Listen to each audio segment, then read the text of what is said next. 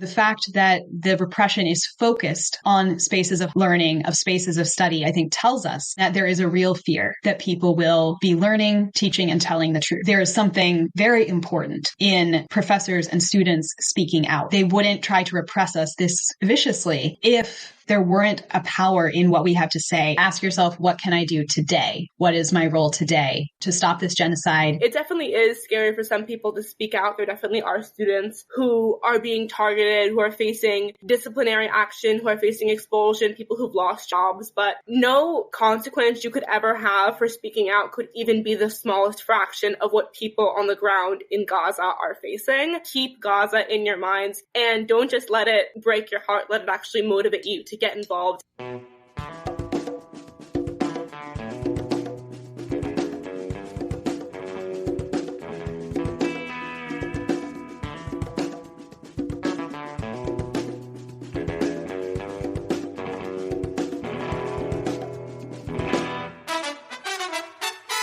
Welcome to episode 194 of the Refuse Fascism podcast, a podcast brought to you by volunteers with Refuse Fascism. I'm Sam Goldman, one of those volunteers and host of the show. Refuse Fascism exposes, analyzes, and stands against the very real danger and threat of fascism coming to power in the United States. Fascism isn't just a gross combination of horrific reactionary policies. It is a qualitative change in how society is governed. And here's what's crucial. Once in power, fascism essentially eliminates traditional democratic rights. I want to give a special welcome to new listeners and a thank you to everyone who shares this show to help reach more people during a year when refusing fascism is needed more than ever. Here's what one listener of the show had to say this past week with their Apple Podcast review.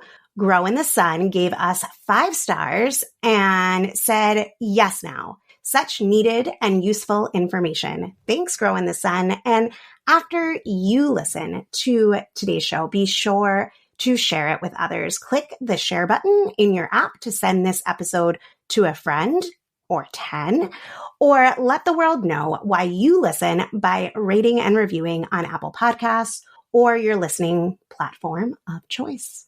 Today, we're sharing 2 interviews focusing on the suppression of dissent against Israel's genocide in Gaza. First, you'll hear from professor and activist Nicole Morse, and then from Georgetown University student organizer Leila Tolajan. But first, a couple thoughts on the events from this past week as they relate to the accelerating Republi-Fascist threat. This week, the prospect of Trump facing any legal accountability for attempting a coup faded further back into the mirage from whence it came. And those who kept you passive with the lie that justice is coming, wrapping you in passivity as immigrants are demonized, women are relegated to second-class citizens, and LGBTQ folks are getting legislated out of public existence in red states across the country, have no surprise arisen once more to tell you, hush, hush now, there is one imperative, vote to stop him. As if people didn't already do that, as if there wasn't a violent coup attempt, as if anything were done to hold Trump accountable for the past several years to change the nature of elections in this country, to reduce gerrymandering and voter suppression or voter intimidation, or to do really anything to prevent the next coup. Instead, there is Trump and his fully fascist party, battle-tested and even more dangerous, genocidal and revanchist lunatics that they are, setting the terms for all of society, telling you again and again they will not accept any election that they do not win. Trump is free to deliver Nazi campaign rallies decrying. If you call them people, I don't know if you call them people. In some cases, they're not people, in my opinion, but I'm not allowed to say that because the radical left says that's a terrible thing to say. They say you have to vote against him because did you hear what he said about humanity? I've seen the humanity, and these are bad.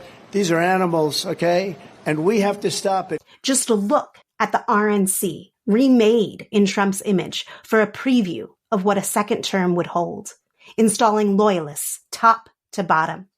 Political violence and the theatrics of violence, preparing for real-world violence now completely commonplace. See the beatings of a Biden effigy at a Kansas GOP fundraiser earlier this month, or vigilantes in tactical gear outside a ballot drop box in Maricopa County, Arizona. Trump remains free to threaten.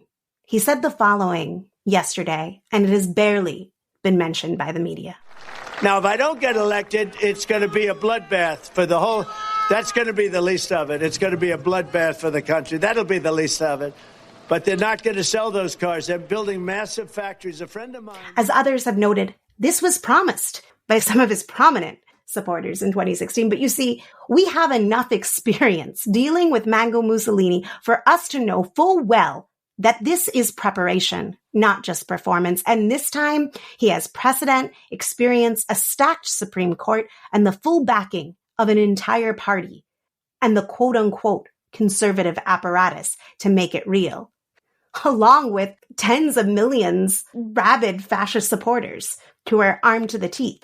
It is at this point pure delusion to listen to the incantations of only the vote can stop him, as he promises a bloodbath if he is an anointed victor once more.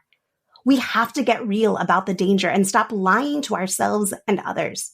It is time for bold truth-telling on the track we're headed on. We're going to a place that is so dark, people do not want to even confront that this is the trajectory. The so-called normal way things have been is rapidly being ripped apart, and it's becoming clearer and clearer there won't be a pendulum swing or some magic gorilla glue that recoheres things back to the status quo, a status quo that, let's get real, helped grease the tracks for this nightmare.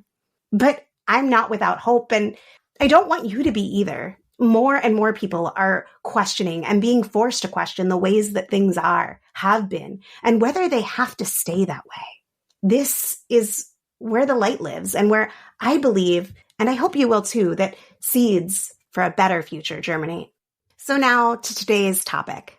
It's 2024. Fascism is rising across the globe. In this context, we've seen 5 months of extraordinarily violent ethnic cleansing in Gaza. Over 30,000 killed, over 90% of the entire population of 2.3 million internally displaced. Massive starvation employed as a weapon of war. In what the Israeli government is telling its citizens and what they are telling the world, we see key elements of fascist propaganda and disinformation. And we see much of the relatively quote-unquote liberal sections of Israeli society lining up behind the genocide, even as many oppose the fascist Netanyahu. Meanwhile, in this country, we are seeing a massive and bipartisan suppression campaign against Muslims and Arabs generally, and targeting anyone who stands up against genocide or for the people of Palestine. In this situation, not only do we see fascists unleashed, but also the dynamics of capitalism imperialism compelling ruling powers across the globe toward fascism. Biden has been set on maintaining the status quo of American democracy and American empire, and yet in Palestine, like on the border, key strongholds of that status quo are facing objective crises, even as Biden attempts to compartmentalize and cover over the blatant cruelty with which the empire is dealing with these crises. The bloodthirstiness of the American fascists is on full display, embracing this cruelty and advancing a program to make it a defining feature of government and society. In striking contrast to all of this is the growing multinational movement to stop this genocide, and particularly the role of Jewish voices in loudly rejecting the violence done in their names and saying in a million ways that the liberation of Jews, Arabs, and all people is bound together. Today, we're sharing interviews with 2 people who have taken up this fight. Now, here's my conversation with Nicole Morse, which was recorded February 27th. For people of conscience, sitting back and doing nothing as your government helps carry out a genocide isn't an option, especially when it's done in your name. Our guest has put their career and their body on the line to stop the genocide in Gaza, fueled by their faith as an anti-Zionist Jew, to help us understand the repression, censorship, and blacklisting of pro-Palestinian voices. I'm glad to be speaking with Nicole Erin Morse, who is a scholar of queer and trans media production and a community organizer in South Florida with Jewish Voices for Peace. and the Community Hotline for Incarcerated People. They have published original research in Jump Cut, Collateral, and elsewhere. They have a book, Selfie Aesthetics, Seeing Trans Feminist Futures in Self-Representational Art, which is available through Duke University Press. Welcome, Nicole. Thanks for joining us. Thank you for having me. You have taken repeated action, including civil disobedience actions, to stop the genocide happening right now in Gaza. And I was wondering if you could tell us a little bit about the actions that you've participated in, and most essentially, why you've decided to, as a scholar and as a Jewish person, be in the streets demanding a ceasefire now. I've chosen to be active right now because I grew up learning about the Holocaust. I grew up as someone who was very invested in justice. And I asked myself, as so many of us do, what would I have done? In many situations, not just this current genocide, I've had the opportunity to see what my answer to that question would be by how I conduct myself in our current era. I've been seeing the harm that is done to people in the name of the prison industrial complex. Taking action there is a way of saying, what would I do when people are suffering injustice? In October, I was at the point of having been involved with Jewish Voice for Peace for about 10 years. Like many Jews, I grew up surrounded by propaganda and hasbara. I had an awakening in my 20s when I realized that what I had learned about the state of Israel was wrong. And I became involved in Jewish Voice for Peace because it was important to me to take action on this issue as a Jew, since these atrocities, the ethnic cleansing, the occupation, the blockade, these are being carried out supposedly in our name, supposedly for the safety of Jews. So in October, I chose to get involved with many different actions, as many locales around the country and around the world have seen. We have had nonstop protests. The movement in the streets has just been continuous.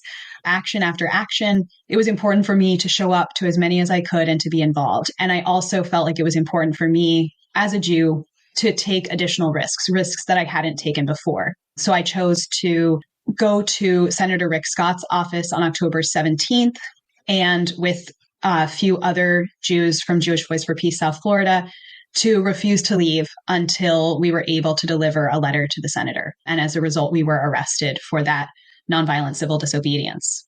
Since then, we have continued to organize, to collaborate with the South Florida Coalition for Palestine, which includes Palestinian, Muslim, Christian, and other organizers throughout the region, to try to do what we can to stop this genocide. And what we hear from people in Palestine is that although what we have done so far is clearly not enough because they are being slaughtered, that what we are doing does matter.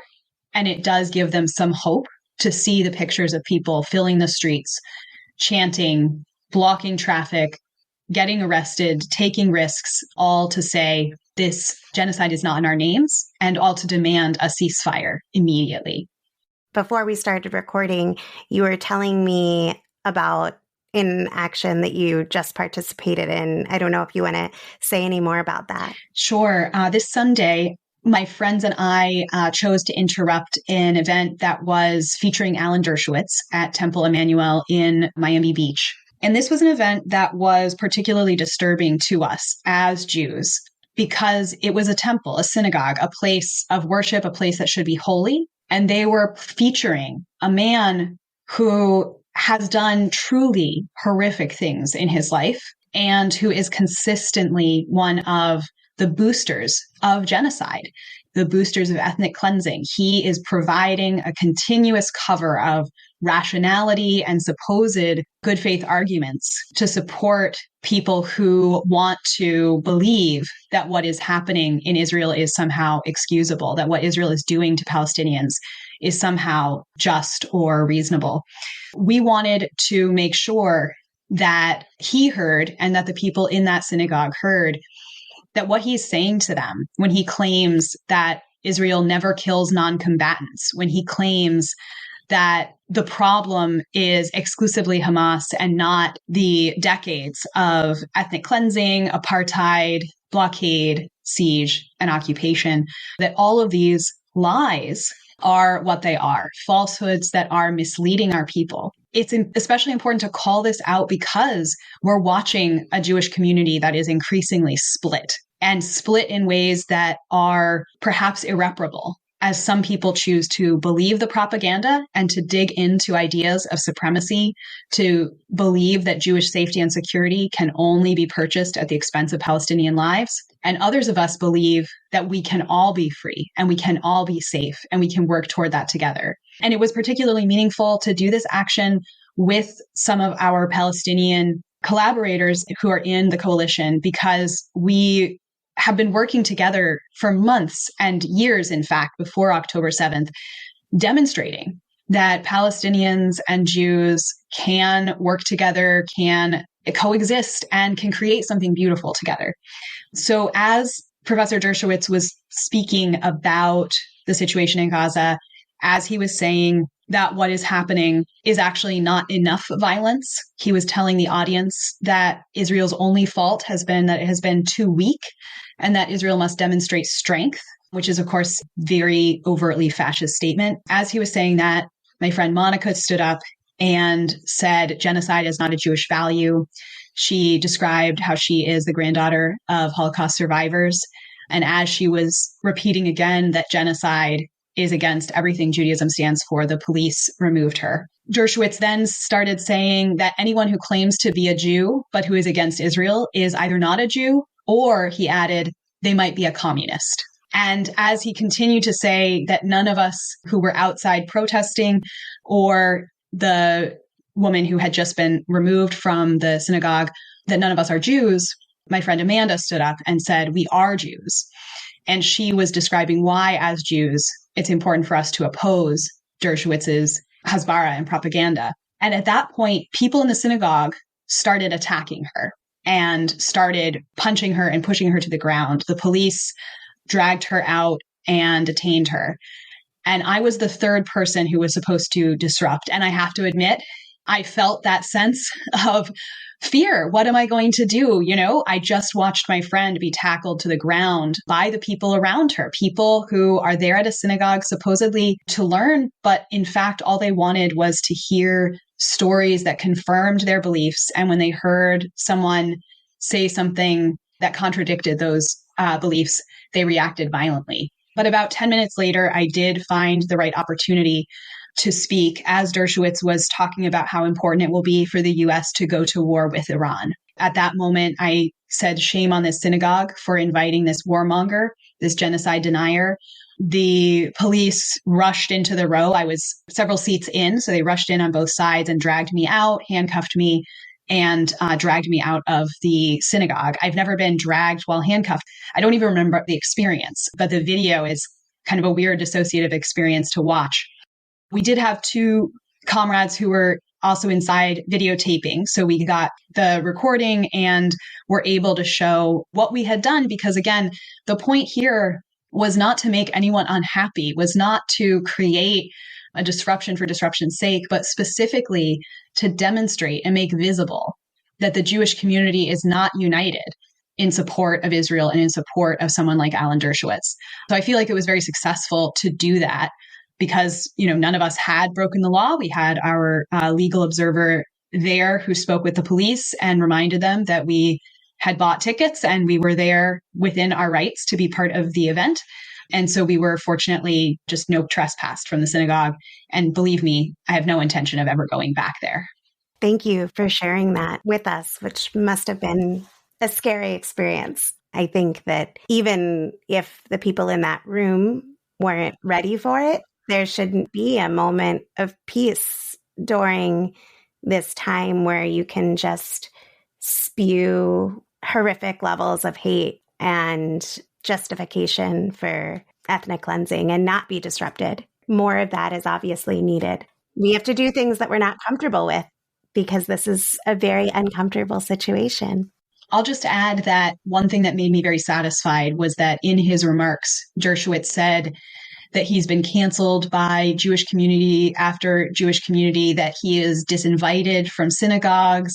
And he complained for quite a while about how marginal he has become, even within the Jewish community. Even though we know that the polls show a disturbing amount of support among the Jewish community for the genocide, nonetheless, Dershowitz is finding himself marginalized. And so it was satisfying to know that we could contribute to that marginalization and to continue asserting that the Jewish community does not welcome someone whose morals and whose actions are as horrific as Dershowitz. Thanks for adding that. I wanted to talk a little bit about what's happening at your university, that you're a professor at the Florida Atlantic University. Towards the end of January this year, you resigned as director at the Center for Women, Gender, and Sexuality Studies at FAU. And in a Truth Out piece that you had written about this decision, you wrote, quote, "I have chosen to resign from the directorship in order to speak out about what I have experienced and to add my experience to the hundreds of stories of academics and cultural workers who are being targeted in order to silence criticism of the state of Israel amid its genocidal campaign in Gaza," end quote. And so I wanted you to share with us what's happening at FAU and more on why you resigned from your position there. Thank you. This question of criticism of Israel has been a red line, a third rail within academia and within other professional spaces for a very long time. Making criticism of Israel impossible is one of the techniques that the state of Israel uses to preserve its power. And they're proud of that. They talk about the work they do to create that sense of intimidation and fear. And so as a professor at Florida Atlantic University, I always knew that it was something that I needed to be thoughtful about how I spoke as an anti-Zionist Jew. I'm a member of Tzedek Chicago, which is the first egalitarian anti-Zionist synagogue. There are many anti-Zionist Jewish congregations, but most of those are Orthodox or ultra-Orthodox, and we are not. And so given my commitment to anti-Zionism, I was always very aware that this was a risky topic and could be something that could bring me into conflict with my institution. There were occasions where that became a moment of friction, even in September, when students invited me to be the faculty advisor for Students for Justice in Palestine. I had an administrator tell me that that was going to ruin the entire year and ask me why I couldn't support the students or encourage the students to be part of a less radical organization. So I knew that there was this pressure to silence criticism of Israel. But then experiencing what happened after October 7th was incredibly discouraging, because I had hoped that I had built relationships of trust at my institution, relationships with people who understood that I am someone who's devoted to justice and who is committed to the well-being of my community. Instead, as soon as I had been arrested on October 17th, I became the subject of what seemed to be investigations. I was questioned specifically over and over about anti-Zionism and asked to defend how it is not anti-Semitic. And I want to be clear that, I am someone who wears a kippah all the time. I wear tzitzit. I am an observant Jew who davens every morning, who participates in services. I even put that into my outside activities report because we were told to report any activity that takes up more than 10 hours of our week. I am an observant Jew, so that does absorb a significant amount of my time. Even though I am clearly not an anti-Semite, I was told over and over, not just that I might be perceived as such, which of course I am aware, but I was asked to defend myself and to defend my religious beliefs. I learned that this came from pressure from donors who were threatening the center that I directed, the Center for Women, Gender, and Sexuality Studies. And this was particularly heartbreaking because we're at a moment in Florida where a center like that has to be defended. And I had been working so hard to defend it from legislative attacks and from administration's overreach. Throughout Florida, university administrators have been very quick to shut down programs that they think DeSantis and his Republicans might not like, whether or not those programs are at all in violation of the text of the law. So under these circumstances, I was finding that my energy was being absorbed in responding to information requests, documenting my every activity, proving that I hadn't done anything wrong with scholarship funds, with other aspects of my job. And again, responding to these questions about my faith, and also responding to questions like, are you going to be speaking to the press again? Are you going to be at another protest again? Questions that really should not be asked, because even though I am an employee of the university, I was doing this activism on my own time as an individual citizen. I even used Nikki Morse for most of my activism, and I used Nicole Morse professionally because I knew it was important to create a distinction between the speech that I do as an individual and my official speech as a representative of the university. Months of this went on and went on. I found myself wondering, whether I should resign, but I didn't want to because I was being pressured to resign. And there was that part of me that said, no, I want to stay. I want to protect the center. And I also want to stand on the principle that I should be able to be a leader and also to be publicly anti-Zionist. Eventually, though, it became clear that the investigations of me were not going to stop. I was told that what happened to Claudine Gay might happen to me, meaning, in other words, that some pretextual reason would be developed to take me down. And I could no longer be effective at defending the center, at defending LGBTQ studies, LGBTQ students, women's studies, feminist studies, because I was seen as someone who was associated, with people's ideas of Hamas, terrorism. I had to show that I had condemned Hamas. These are the kinds of things that made me realize that the best thing for me personally and the best thing for the center was for me to step down. And once I stepped down, I could talk about what had happened. And that also allows the center to go on under new leadership and allows me to put my energy where I feel that I'm called by my sense of justice, by my faith, etc. So that's the broad story of what happened. And, as this was going on for me, of course, this is what is happening in industry after industry, in especially campus after campus, because the crackdown on free speech about Palestine on campus is incredibly, incredibly strong. And I think that tells us that there is something very important in professors and students speaking out. They wouldn't try to repress us this viciously if there weren't a power in what we have to say and in the fact that these statements, that these criticisms of Israel are coming from people who are engaged in the practice of research, scholarship, and teaching. If you study an issue, as I did in my 20s, when I realized that many of my friends in the prison abolition movement were in solidarity with Palestine, and I asked myself as a Zionist, how could they believe this? When you study an issue and you learn about it, and that leads you to a position that's informed by the facts, that is an incredibly strong place to speak from and to act from. And so the fact that the repression is focused on spaces of learning, of spaces of study, I think tells us that the propaganda is starting to fall apart and that there is a real fear that people will be learning, teaching, and telling the truth.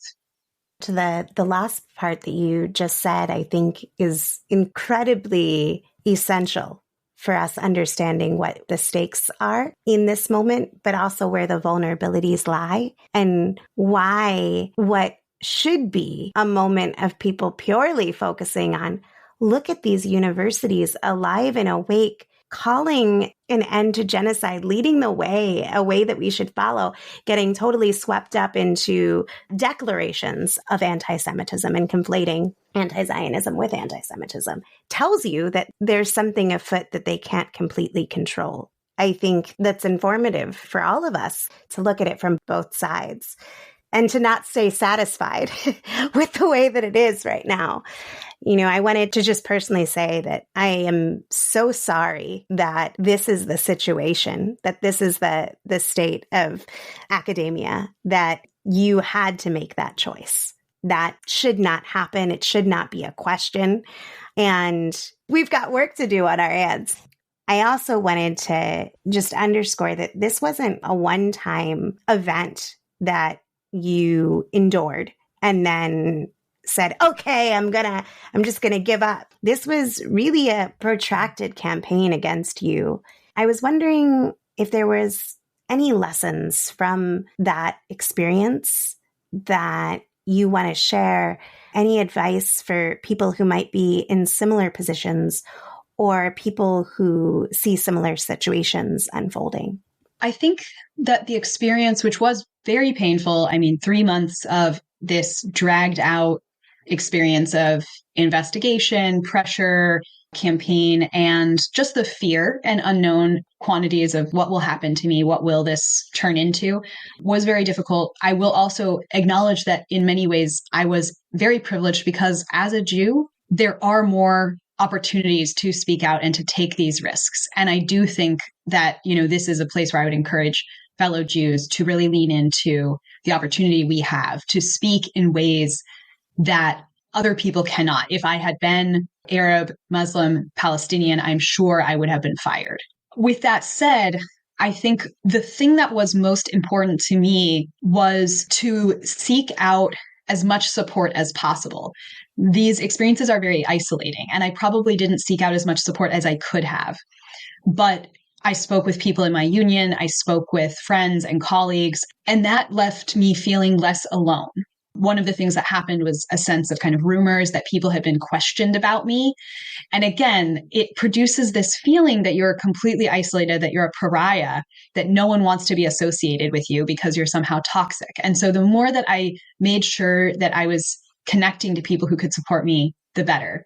The other thing that was really important for me was to document things continuously. The messaging that you just don't understand, you're making too big a deal of something, that is very strong. And it's one of the techniques that institutions use to silence people. Personally, for me, I did not feel that this was something I wanted to pursue through legal avenues, but I still spoke with lawyers and got information.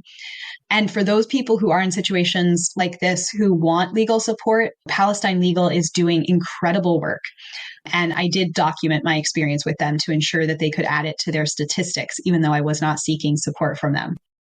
You wrote, and in this conversation, you spoke of a landscape of censoring and silencing.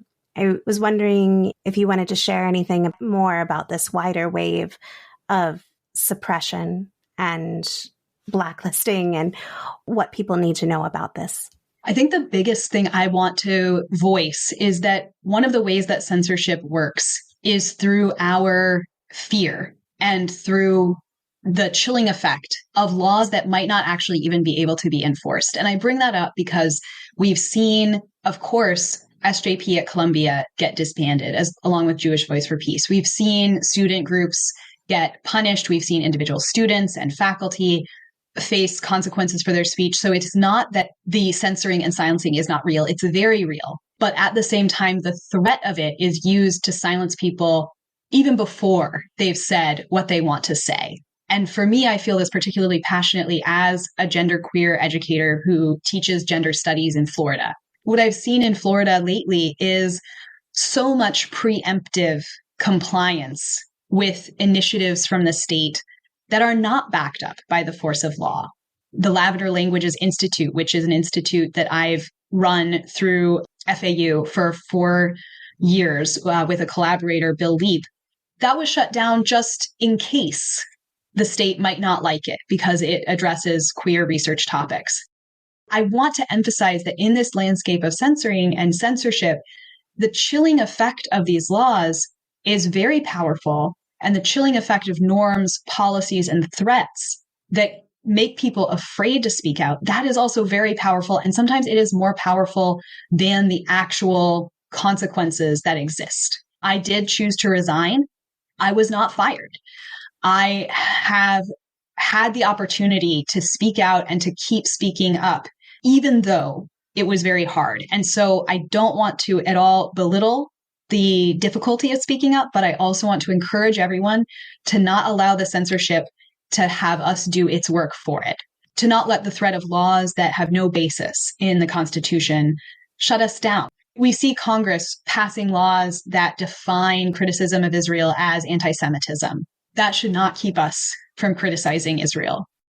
As the former director of the Center for Women, Gender, and Sexuality Studies, I was wondering if you could talk some about how Israel has used women's rights and LGBTQ rights as a cover for their program of ethnic cleansing, and what kind of conversations are happening amongst people in your field at this moment. It's such an important question. And this was something that came up in a number of meetings with administrators where I tried to explain that I was directing a center that is professionally affiliated with the National Women's Studies Association, which has voted in favor of BDS, which is strongly supportive of Palestinian liberation. The field itself recognizes that Palestinian liberation is a feminist issue, is an issue of reproductive justice, is an issue that is related to LGBTQ rights. And for many people, I think that is very surprising because we hear the propaganda that Muslims are homophobic, and also the propaganda that all Palestinians are Muslims, which is not true, of course. We are inundated with this idea that Israel is the only democracy in the Middle East and that Israel is the only place where LGBTQ people are safe. The way that these ideas of so-called progressive Israeli policies on gender are weaponized is truly horrifying, and certainly something that Women, Gender, and Sexuality Studies has been interrogating actively. And this is not to say that there aren't challenges that need to be addressed within any society. We have plenty of homophobia and transphobia here in the US. Next Benedict was beaten to death in Oklahoma. Queer people and trans people are not safe because of imperialism. Imperialism is a threat to us all everywhere. What I would just say is that for me, it was particularly telling that I was actively engaged in protecting a Center for Women, Gender, and Sexuality Studies, and donors who consistently misgendered me were willing to sacrifice all of that work because I did not support the state of Israel. It's hard for me to imagine the mindset that leads someone to believe that support for any nation state is important enough to risk teaching the truth, to risk people's livelihoods, to risk people's well-being. Certainly, I can't imagine valuing any nation state enough to want to see it conduct genocide and to support it conducting genocide.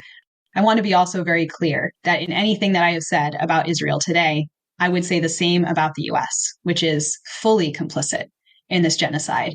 From all of that perspective, Women, Gender, and Sexuality Studies knows that imperialism is gender and sexual violence. I think it's really important to always critique the gender and sexual violence of the imperialist project. I want to thank you so much, Nikki, for coming on and sharing your experience, your perspective, and your time with us. And if there's anything else that you wanted to say, or if there's resource that you wanted to tell people about or anything, here's your moment. Thank you so much for having me. I would just encourage folks to check out Jewish Voice for Peace. Jews and allies are welcome to join in those actions and to find ways to tap into your own community. And if you are already involved in your own community organizing for Palestine, to ask yourself, what can I do today?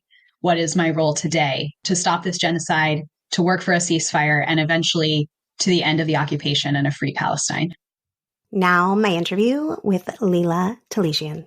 Several weeks back, I read this beautiful essay from a college student, and I said, this woman needs to be on the Refuse Fascism podcast. So we linked up, and it's happening, and I am so glad. Leila Talesian is a human rights activist and Georgetown University student. She founded the International Coalition Against Modern Slavery, served as a civil society delegate to the 2023 United Nations Business and Human Rights Treaty negotiations. Welcome, Leila. Thanks for coming on. Thank you so much for having me. I'm so excited to be here.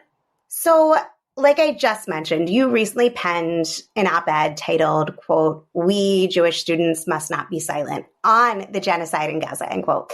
And I was hoping that you can tell listeners a little bit more about why you have decided to use your voice and why you feel it is essential that other Jewish students join you in using their voice as well.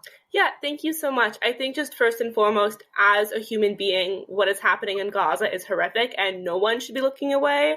Second of all, I think living in the United States, there's an extra urgency to speak out on this because it is our tax dollars, it's our government that is giving money to the state of Israel that's funding this. So just by living in the United States and paying tax dollars, we are complicit.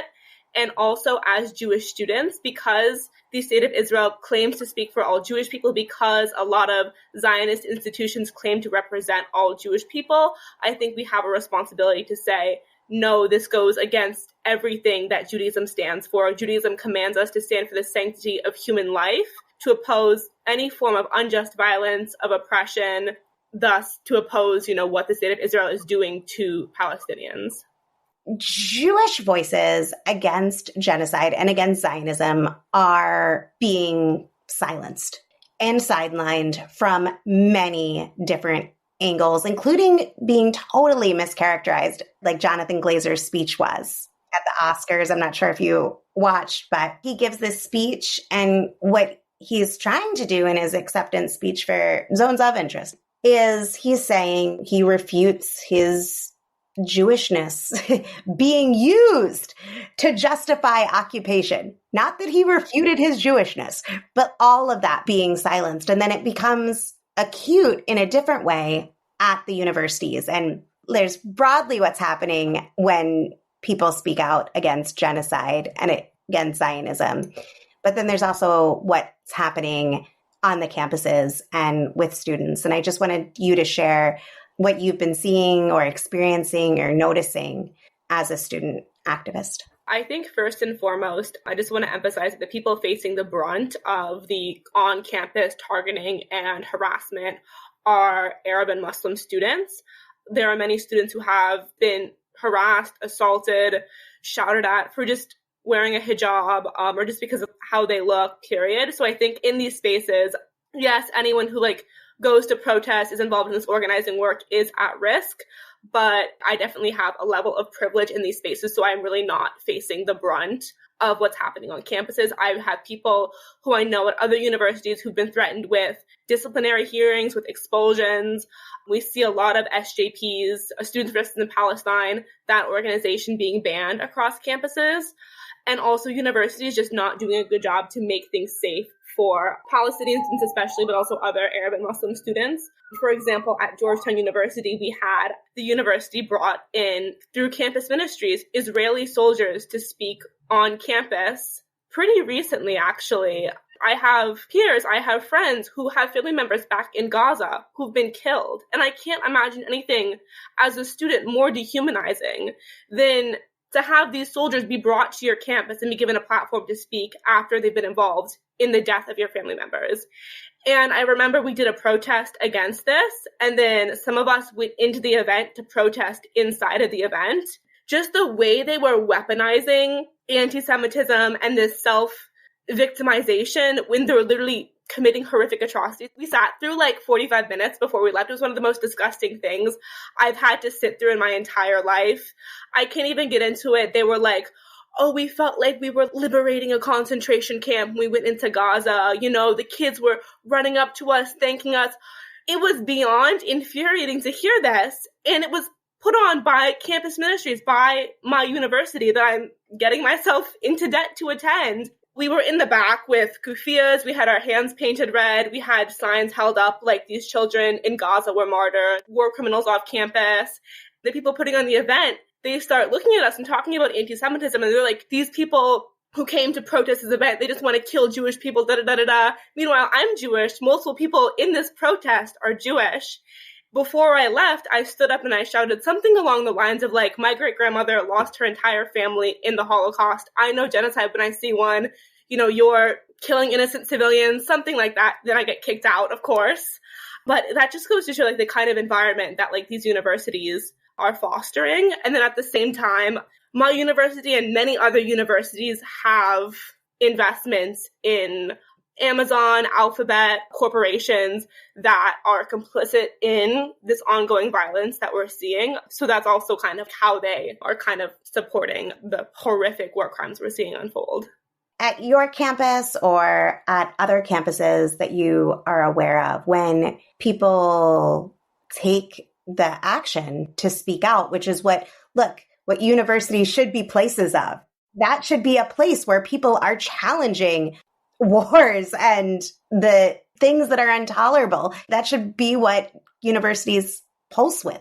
And with people just questioning things that are so entrenched. The idea that a whole people can be dehumanized, being not even challenged at all. University should be the one place, if there's any place, where people are challenging it. You know, you talked about SJP and some individuals that you know, especially Palestinian students, the repression that they faced.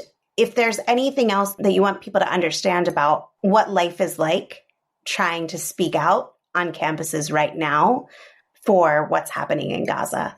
It feels very much free speech for some, or free speech when the speech is not so challenging. And it's also like whose lives and whose safety and whose comfort matters.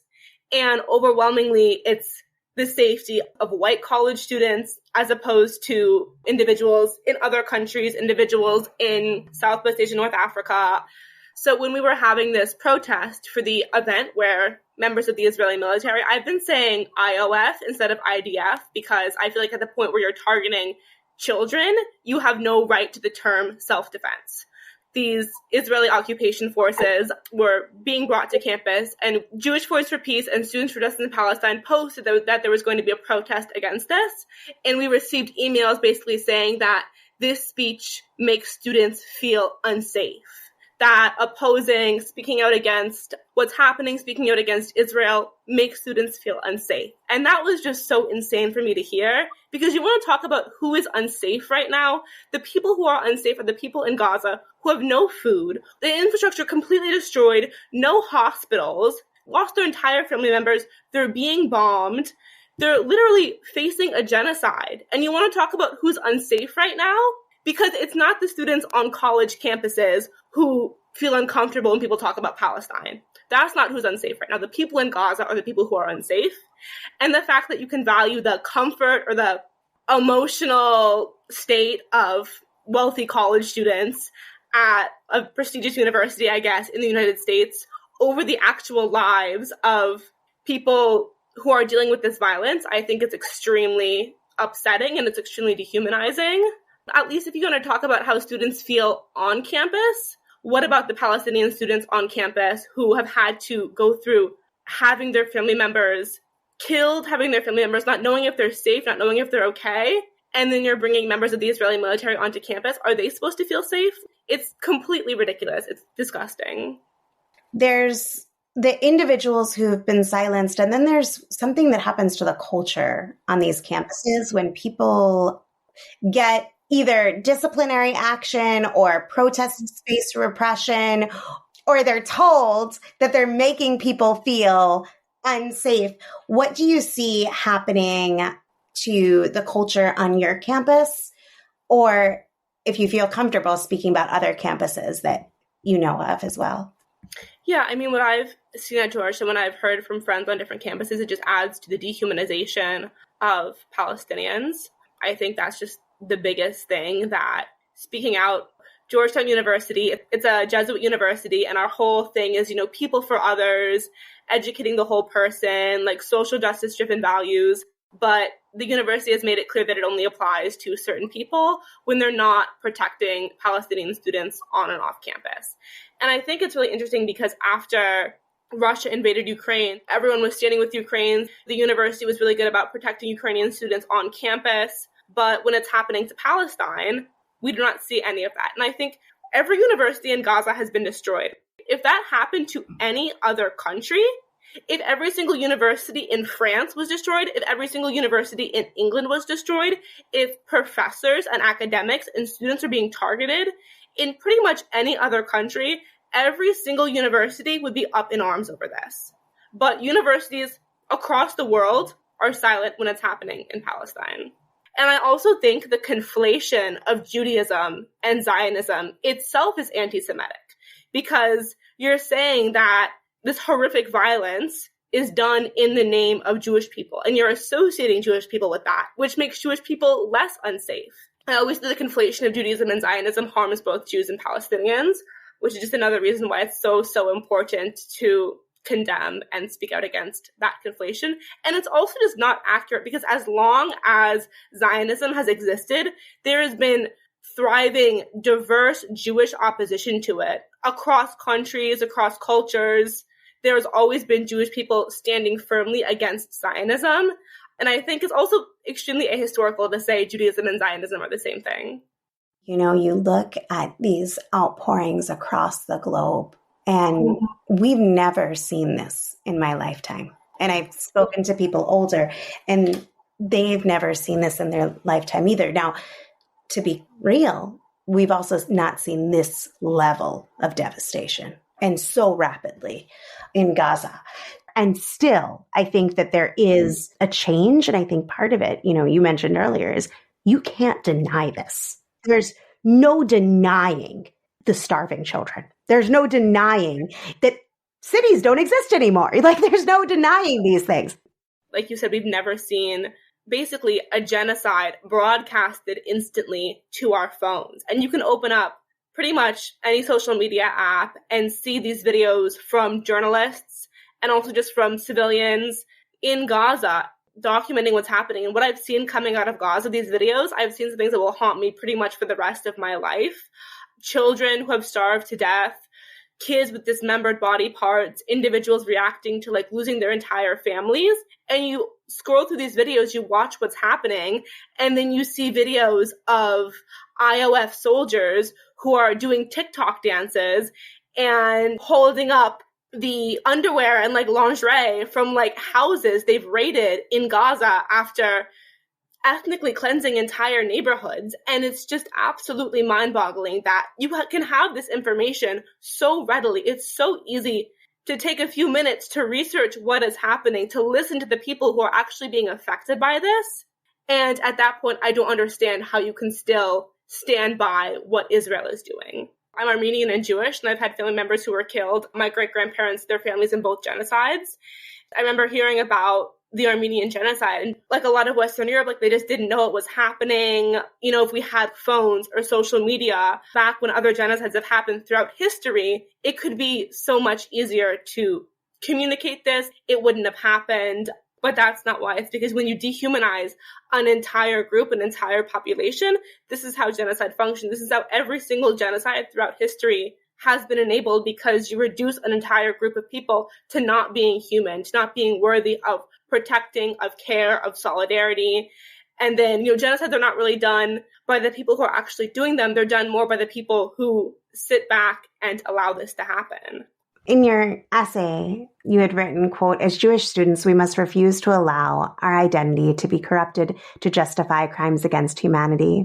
We must refuse to sit silently while our tax dollars and tuition payments fund genocide in our name, knowing that never again means never again for everyone," end quote.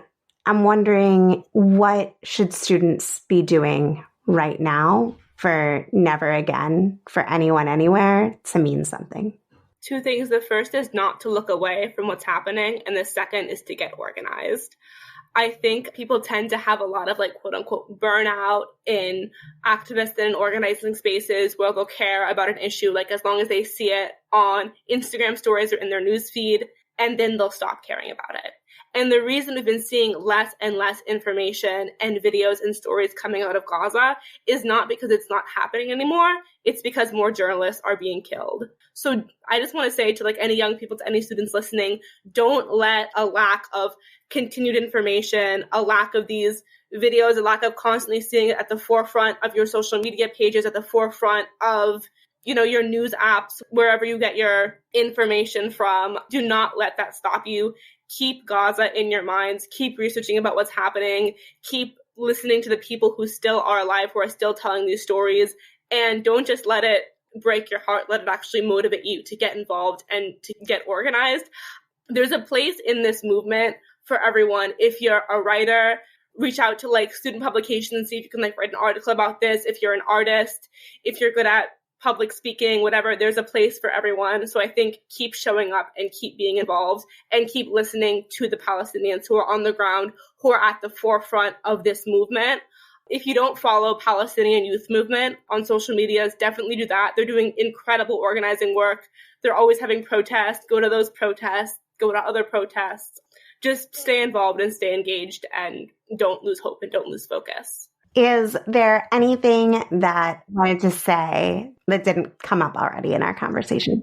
I think just emphasizing that we talk about safety on college campuses, and it definitely is scary for some people to speak out. There definitely are students who are being targeted, who are facing disciplinary action, who are facing expulsion, people who've lost jobs, but no consequence you could ever have for speaking out could even be the smallest fraction of what people on the ground in Gaza are facing.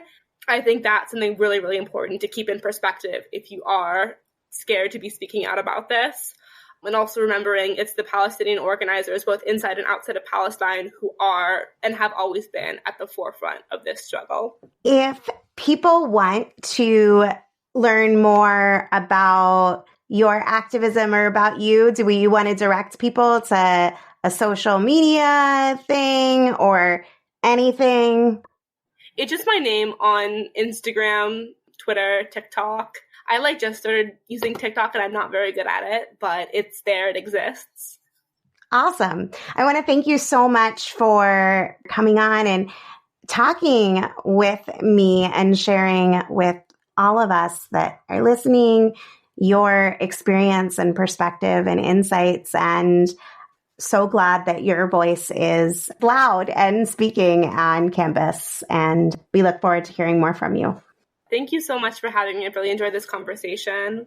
As I said last week, a lot can happen. A lot is happening and will happen over the next 8 months, including events so wild we could even envision a scenario in which the election doesn't happen.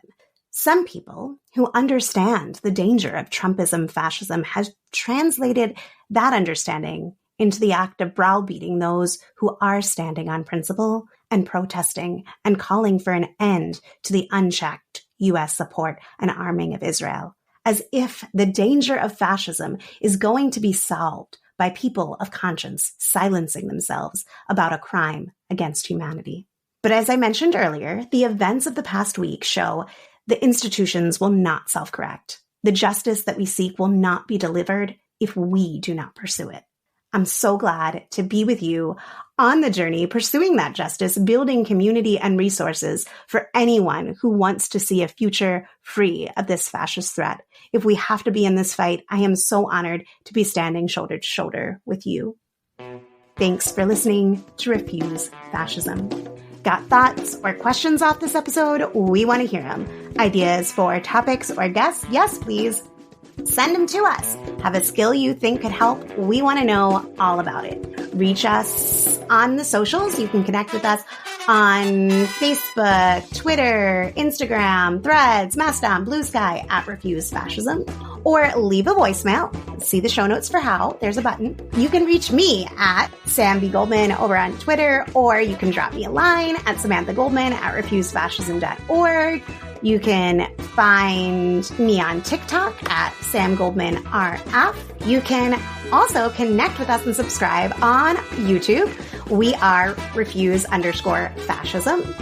And if you appreciate the show and want to help us reach more listeners to understand and act to stop the fascist threat, please become a patron. Whether you can give $2 or $20 a month, it all makes a difference in producing and promoting this independent, all-volunteer weekly pod. Need another reason to join? We are getting ready for our next patron-only virtual event in April. Will it be a book discussion? Will we be discussing Under the Dome by Stephen King? Will we be discussing Prophet Song by Paul Lynch? It's up to you. It's up to our patrons. Patrons, there is a poll pinned on our Patreon page, and we want your input. So we've given you a week to fill it out. Thanks. Join us. Give today at patreon.com/refusefascism. Not in a position to commit monthly? We totally get it. You can make a one-time gift Visit refusefascism.org and hit the donate button. Or you can make a gift via Cash App, Refuse Fascism, or via Venmo, Refuse-Fascism. Thanks to Richie Marini, Lena Thorne, and Mark Tinkelman for helping produce this episode. Thanks to incredible volunteers. We have transcripts available for each show, so be sure to visit refusefascism.org and sign up to get them in your inbox. Until next Sunday, in the name of humanity, we refuse to accept a fascist America.